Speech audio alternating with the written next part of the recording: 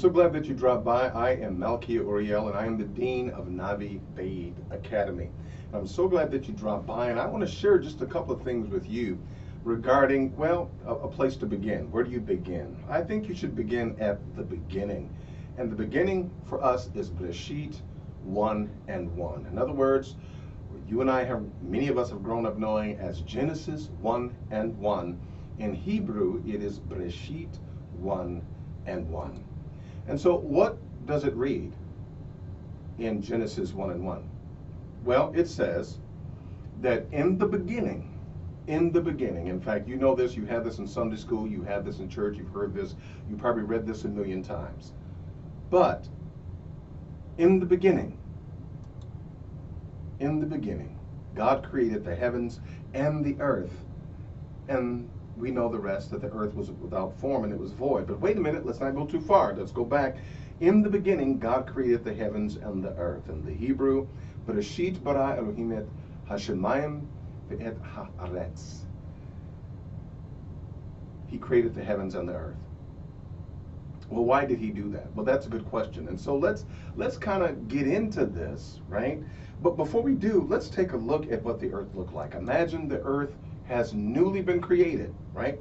And all that you see was brand new. It was brand new.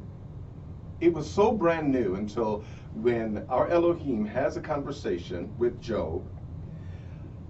In his book, Job, from chapters 38 to 42, there's a discussion where Yahweh, our Elohim, is actually interacting with Job, and he's talking with him about creation. Now, there's a note in there that is very important to us and very important to this discussion of creation, because he mentioned something in there that is actually absolutely astounding. He says, ask Job the question, were you there? Were you present when the morning stars came together and began to sing? Were you there? Well, now, that's important because when the morning stars sang together, talking about the archangels, right? Talking about those that we have come to understand and know. Long story short, they witnessed something that they had never seen before.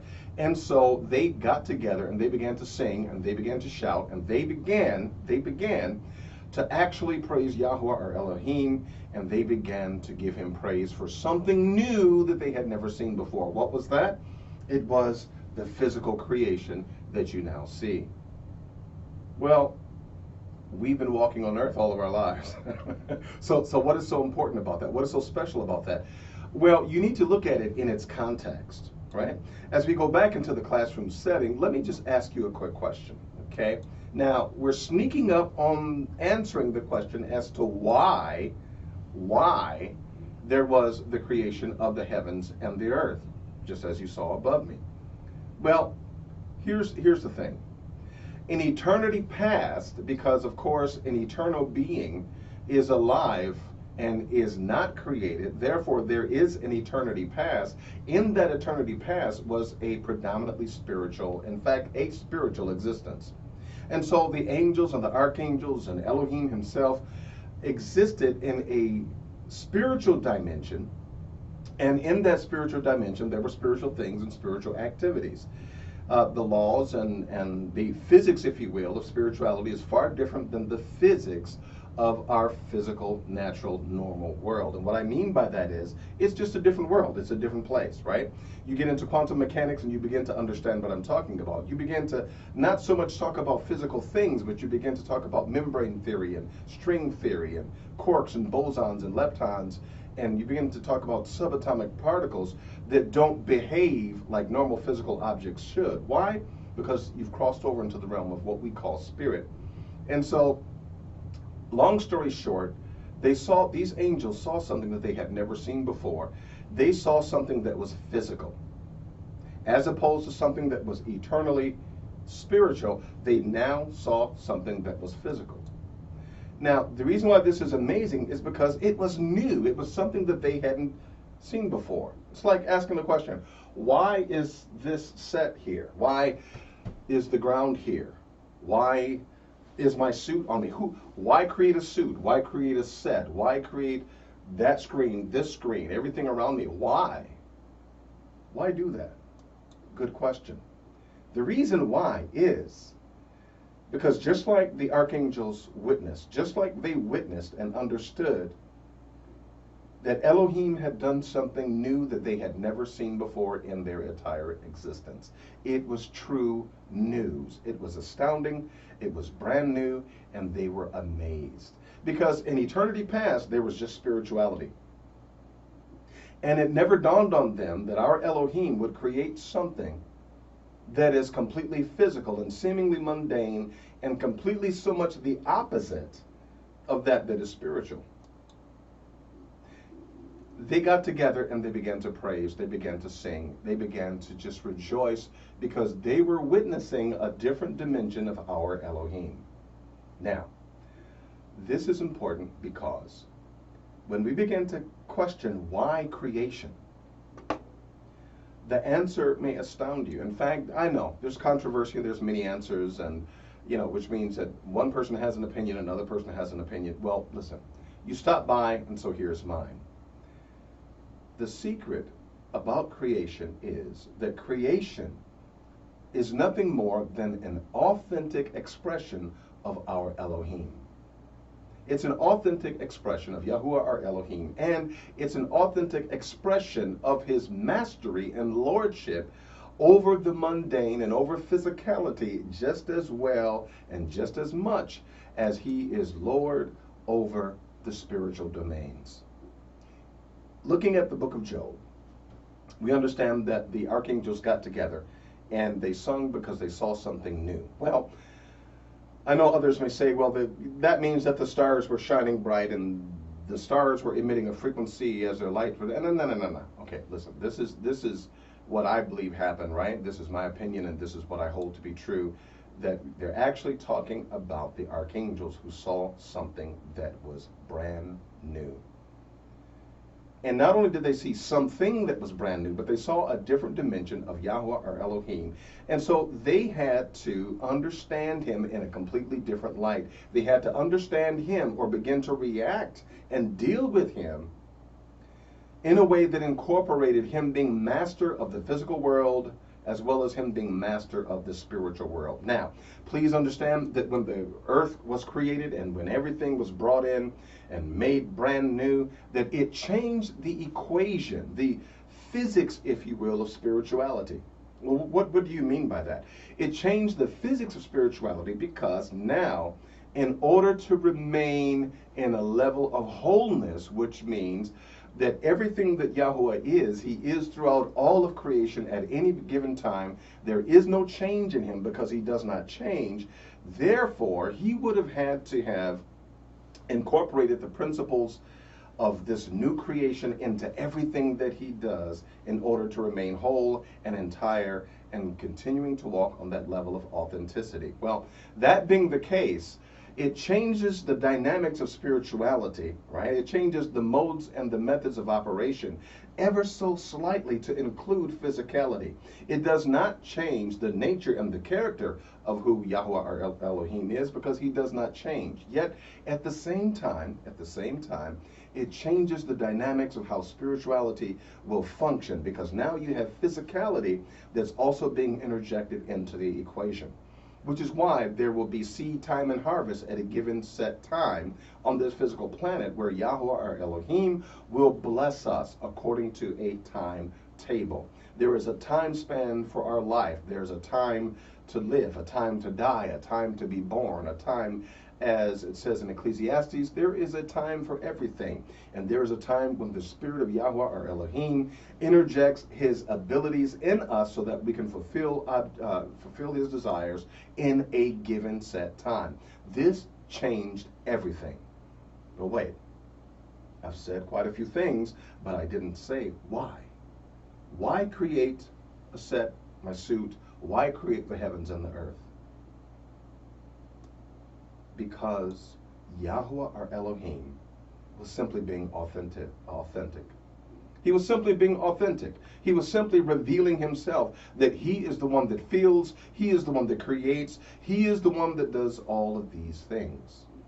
And of course, there is a cycle where things come into fruition and they go out of fruition and it gets revolved all over again. But in him being authentic, he expresses his desire, which is to create. Now, this is important for you and I because it says a number of things. Number one, Yahweh our Elohim being the epitome and the height of all that is spiritual, all that is wise, all that is intelligent, all that is loving and kind and merciful and just and true, and every other spiritual attribute that we could name, despite the fact that he is the ultimate in all of that, he yet interacts with the seemingly mundane physical world in which we live, and he is yet interacting with it even on a daily basis. So this says to us, no matter how spiritual we are or we desire to be, we have an obligation. You have an obligation. I have an obligation. I have an obligation to interact with our physical existence from its greatest to its most mundane state. We have an obligation. And not only do we have an obligation to interact with it, but to do it in a way that is authentically divine, and a way that is authentic to who we are and who we have been created to be. That means you are intended to be the master of your world. And I'm talking your physical world. Everything around you that is physical, you are to be the master of that. This is what Elohim shows us in him being able to create. Because authorship brings authority. He authored creation, therefore he has the authority over all creation, and you can create in your life out of a level of authenticity and honesty and truth to self that will be pure and that will be a true expression of who you are. This is one obligation that you have. Also at the same time, this also shows us something else about our Elohim. And that he is able to embrace the seemingly opposite and bring them together and make them that is harmonious and homogeneous and whole. Looking at our Elohim and how he works and how he deals says wholeness. Now, what does this mean for us? It says that we are injecting our spirituality into every facet of our physical world. It says that we are responding and interacting with the physical world just as our Elohim does, but with a level of authenticity and truth and honesty that can't be mistaken. And we're doing it in a way that is whole. In other words, the love that we have, the love that we feel, it shines through everything that we do. The wisdom that we employ, it shines through, it's spoken through everything that we do. And in everything where we interact with this physical world, everything that we are spiritually can be seen and witnessed through what we're doing physically. And one of the last points I want to make is this, is that when you take a look at what our Elohim has done and how he has created and him being able to express himself, we understand this simple truth, that HaTanakh and HaTorah, it's not about David and Adam and Eve. It's not about the serpent. It's not about the Amalekites or the Jebusites or the Hivites or the Hittites. It's not about anyone else but our Elohim, Yahweh our Elohim. It's about him, and the reason why we go from Genesis to Malachi, into the 3rd chapter, we go from Malachi all the way to Genesis, looking for Yahweh, looking for our Elohim. But understand, it's in context. The reason why we don't have any writings concerning eternity past and how the first thing that was done in the spiritual realms with our Elohim, you don't have writings about that. Why? Because it's not within our context. We can't relate to that right now. Once we drop these bodies off and we dwell with him in a spiritual realm, in a spiritual place, then that will become a context that we can embrace. But for now, you and I, this is the context in which we live. And so because that is true, from Genesis to the end of the book of Malachi, Yahweh is expressing himself in context. In the context of dealing with physical humanity, in the context of dealing with men, in the context of the creation of animals, in the context of helping us live our everyday lives, Yahweh is expressing himself in the context of our very own humanity. So to recap, why was creation created?